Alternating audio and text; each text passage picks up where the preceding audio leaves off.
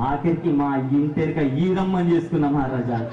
ఇక దాని అందసందాలు చెప్పాలంటే మహారాజా, అందసందాలేమని అందు దాని వన్నే సిన్నెలు ఏమని విన్నా వింటూ